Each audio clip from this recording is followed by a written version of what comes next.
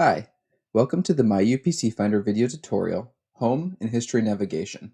Today we'll be covering how to utilize the Home view and what you can do with the History view. Let's get started. Now we touched on the Home view a little bit in the first video, but here we'll go into a little bit more depth on what you can do with the Home view. So first off, we're just going to go over to a product page here, same product page from the first video. And we're just going to go ahead and click on our My UPC Finder icon in the upper right corner. And so the home view initially gives you your UPCs as long as one can be found on the page. It also allows you to copy that UPC to your clipboard as well as to your history. And it also allows you to search, use that UPC in a couple different searches here with different customizable buttons. We have Amazon, eBay, and BrickSeek as the three buttons that you can currently use to do some automatic searching. So what that'll do is if you click on, say, the Amazon icon here, this will open up Amazon. It'll automatically place the UPC in the search function for Amazon. And if that UPC is available, it'll go ahead and list that product there. And so you can look up products that way with Amazon.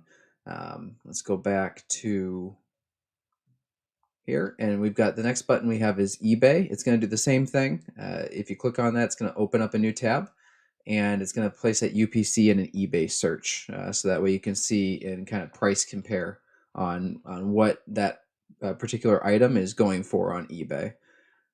And then the last one is BrickSeek, and if you're not familiar with BrickSeek, it's a website that links up with a lot of different retailers' inventory systems, and it tries to show you deals and discounts on different items. And if you do subscribe to their membership, you do get the ability to have like alerts set up for different discounts that pop up at different retailers and stuff like that. But it essentially does the same thing with BrickSeek. It places it in their search, and if that product is available, it'll go ahead and show it here. And that product is, and you can click on it and navigate through their system a little bit more. Allows you to search for in-store offers and that sort of thing. So that is, those are the three buttons. You can customize those through the options, which we'll do in a later video. But those are the three available options there, as well as the copy button. And that's pretty much it for the home page. You will notice with the copy feature, when you do click on it, it does populate the barcode up here. So those of you that like to use a mobile application UPC scanner, you can actually scan that barcode on your screen, and it should pull up the proper UPC in that system that you're currently using. The other tab we wanted to go over today was the History tab. And this one does a couple different things, and this should be pretty quick. The first thing is the History will take a maximum of the last 15 UPCs that you've copied to your clipboard and post them here. It will not it will not post duplicates. So if you copy the same UPC more than once, it's going to check for that, and it's not going to add it again if it's already in the list. It's going to allow you to, again, copy to your clipboard if you need to recopy that UPC. So you can do that, and it'll give you a little indicator there that you've copied it to your clipboard. The other nice feature that the History tab gives you is if you hover over the UPC or the retailer's logo here, you'll notice that this is an actual link.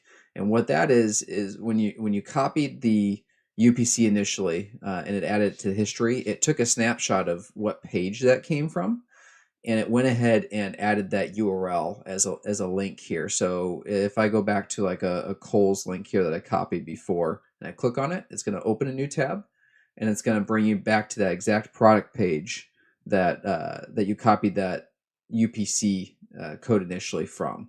So it's just a little enhanced feature there to help with some history in case you do need to go back to a previous UPC that you most recently copied. Again, it will only save the last 15. After that, it just replaces the oldest one with the newest one and just rolls them forward like that. So those are the two tabs I wanted to cover today in this video. If you do have any additional questions, we do have a Facebook page, facebook.com/myupcfinder.